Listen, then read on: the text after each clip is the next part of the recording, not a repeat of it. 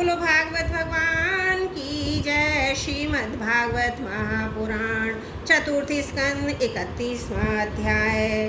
प्रचेताओं को श्री नारद जी का उपदेश और उनका परम बदलाव। श्री मैत्री जी कहते हैं, विदुर जी 10 लाख वर्ष बीत जाने पर अब जब प्रचेताओं को विवेक हुआ तब उन्हें भगवान के वाक्यों की याद आई। वे अपनी भार्या मारीशा के पुत्र के पास छोड़कर तुरंत घर से निकल पड़े।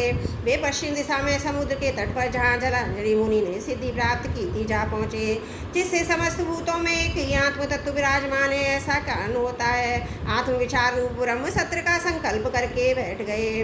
उन्होंने प्राण मन वाणी और दृष्टि को वश में किया तथा शरीर को निश्चेष्ट स्थिर और सीधा रखते हुए आसन को जीतकर चित्त को विशुद्ध ब्रह्मलीन में कर लिया। ऐसी स्थिति में उन्हें देवता असुर दोनों के ही वंदनीय श्री नारद जी ने देखा।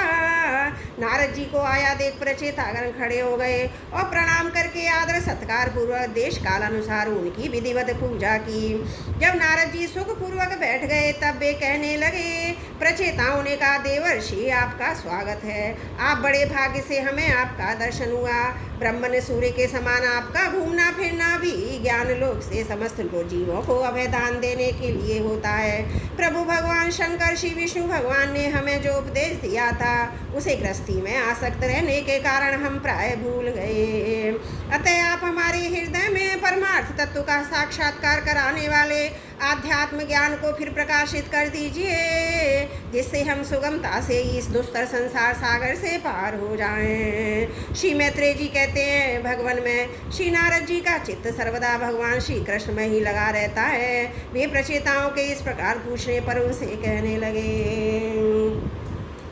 श्री नारद जी ने कहा, राजाओ, इस लोक में मनुष्य का वही जन्म, वही कर्म, वही आयु, वही मनो, वही वाणी सफल है जिसके द्वारा सर्वात्मा सर्वेश्वर श्री हरि का सेवन किया जाता है। जिनके द्वारा अपने स्वरूप का साक्षात्कार कराने वाले श्री हरि को प्राप्त न किया जाए, उन माता पिता की पवित्रता से, यज्ञोपति संस्कार से, दक्ष से प्राप्त होने वाले उन्हीं प्रकार के श्रेष्ठ जन्मों से, वेदोक्त कर्मों से, देवताओं के समान दीर्घायु से, शास्त्र ज्ञान से, तप से, वाणी की चतुराई से, अनेक प्रकार की बातें याद रखने की शक्ति से, तीव्र बुद्धि से, बल से, इंद्रियों की पटुता से, योग से, सांख्य से, आत्मनात्म विवेक से, संन्यास और वेद अध्ययन से तथा व्रत वैराग्य आदि अन्य कल्याण साधनों से भी पुरुष का क्या लाभ है। वास्तव में समस्त कल्याणों की अवधि आत्मा ही है। आत्मज्ञान प्रदान करने वाले श्री हरि संपूर्ण प्राणियों की प्रिय आत्मा है। जिस प्रकार वृक्ष की जड़ सींचने से उसके तना, शाखा, उपशाखा आदि सभी का पोषण हो जाता है, और जैसे भोजन द्वारा प्राणों को तृप्त करने से समस्त इंद्रियां पुष्ट होती हैं, उसी प्रकार श्री भगवान की पूजा ही सबकी पूजा है। जिस प्रकार वर्षा काल में जल सूर्य के ताप से उत्पन्न होता है और ग्रीष्म ऋतु में उसी की किरणों से पुनः प्रवेश कर जाता है, तथा जैसे समस्त चराचर भूत पृथ्वी से प्रपन्न होते हैं उसी में मिल जाते हैं, उसी प्रकार चेतना, चेतनात्मक यह समस्त प्रपंच श्री हरि से ही उत्पन्न होता है और उन्हीं में ही लीन हो जाता है। वस्तुतः विश्वात्मा श्री भगवान का यह शास्त्र प्रसिद्ध सर्वोपराधिरहित स्वरूप ही है। जैसे सूर्य की प्रभा उससे भिन्न नहीं होती, उसी प्रकार कभी कभी गंधर्व नगर के समान स्फुरित होने वाला यह जगत भगवान से भिन्न नहीं है। तथा जैसे जागृत अवस्था में इंद्रियां क्रियाशील रहती हैं किंतु सुषुप्त में उनकी शक्तियां लीन हो जाती हैं, उसी प्रकार यह जगत सरकाल में भगवान से प्रकट हो जाता है और कालांत होने पर उन्हीं में लीन हो जाता है। स्वरूपतः तो भगवान में द्रव्य, क्रिया, ज्ञान रूपी त्रिविध अहंकार के कार्यों की तथा उनके निमित्त से होने वाले भेद भ्रम की सत्ता है ही नहीं।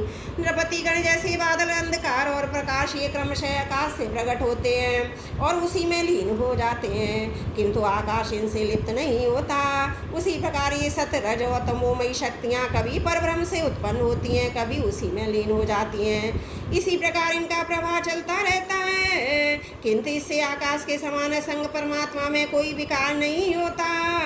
अतः तुम ब्रह्मादि समस्त लोकपालों के भी अधीश्वर श्री हरि को अपने से अभिन्न मानते हुए भजो, क्योंकि वे ही समस्त देहधारियों के एकमात्र आत्मा है। वे ही जगत के निमित्त कारण, काल, उपादान, कारण, प्रधान और नियंता पुरुषोत्तम है, तथा अपनी काल शक्ति से वे ही इस गुणों के प्रवाह रूप प्रपंच का संहार कर देते हैं। वे भक्त वत्सल भगवान समस्त जीवों पर दया करने से, जो कुछ मिल जाए उसी में संतुष्ट रहने से तथा समस्त स्त्रियों को विषयों में निवृत्त करके शांत करने से शीघ्र ही प्रसन्न होते हैं। पुत्रेषणा आदि सब प्रकार की वासनाओं के निकल जाने से जिनका अंतकरण शुद्ध हो है, उन संतों के हृदय में उनके निरंतर बढ़ते हुए चिंतन से खिंचकर अविनाशी श्री हरि आ जाते हैं और अपनी भक्त दीनता को चरितार्थ करके हृदय आकाश की भांति वहाँ से हटते नहीं। भगवान तो अपने को भगवान को ही सर्वस्व मानने वाले निर्धन पुरुषों पर ही प्रेम करते हैं, क्योंकि वे परम रसज्ञ हैं। उन अकिंचनों की अनंत आशा अहेतु की भक्ति में कितना माधुर्य होता है, इसे प्रभु अच्छी तरह जानते हैं। जो लोग अपने शास्त्र ज्ञान धन कुल और कर्मों के मत से उन्मत्त होकर ऐसे निष्किंचन साधु जनों का तिरस्कार करते हैं, उन दुर्बुद्धियों की पूजा तो प्रभु स्वीकार ही नहीं करते। भगवान स्वरूपानंद से ही परिपूर्ण है। उन्हें निरंतर अपनी सेवा में रहने वाली लक्ष्मी जी तथा उनकी इच्छा करने वाले नरपति देवताओं को भी कोई परवाह नहीं। इतने पर भी वे अपने भक्तों के तो अधीन रहते हैं। अहो, ऐसे करुणा सागर श्री हरि को कोई भी कृतज्ञ पुरुष थोड़ी देर के लिए भी कैसे छोड़ सकता है। श्री मैत्री जी कहते हैं, विदुर जी, भगवान नारद ने प्रचेताओं को इस उपदेश के साथ साथ और भी बहुत सी भगवत संबंधी बातें सुनाई। इसके पश्चात वे ब्रह्मलोक को चले गए। प्रचेतागण भी उनके मुख से संपूर्ण जगत के पाप रूपी मल को दूर करने वाले भगवत चरण सुनकर भगवान के चरण कमलों का ही चिंतन करने लगे और अंत में भगवत धाम को प्राप्त हुए। इस प्रकार आपने जो मुझसे श्री नारद जी की प्रचेताओं के भगवत कथा संबंधी संवाद के विषय में पूछा था, वह मैंने आपको सुना दिया। श्री सुखदेव जी कहते हैं, राजन, यहाँ तक स्वाभुम मनु के पुत्र उत्तानपाद के वंश का वर्णन हुआ। अब प्रियव्रत के वंश का विवरण भी सुनो। राजा प्रियव्रत ने श्री नारद जी से आत्मज्ञान का उपदेश पाकर भी राज्यभोग किया था तथा अंत में इस संपूर्ण पृथ्वी को अपने पुत्रों में बांटकर वे भगवान के परम धाम को प्राप्त हुए थे। राजन, इधर श्री मैत्री जी के मुख से ये भगवत गुणानुवाद युक्त पवित्र तथा सुनकर विदुर जी प्रेम मग्न हो गए। भक्ति भाव का उद्रेक होने से उनके नेत्रों में पवित्र आंसुओं की धारा बहने लगी। उनके हृदय में भगवत चरणों का स्मरण होते हुए मस्तक मुनिवर मैत्री जी के चरणों पर रख दिया। विदुर जी कहने लगे, महायोगिन, आप बड़े ही करुणामय हैं। आज आपने मुझे अंधकार के पार पहुंचा दिया, जहां अकिंचनों के सर्वस्व श्री हरि बसते हैं। श्री सुखदेव जी कहते मैत्री जी को उपयुक्त कृतज्ञता सूचक वचन कहकर तब प्रणाम कर विदुर जी ने उनसे आज्ञा ली।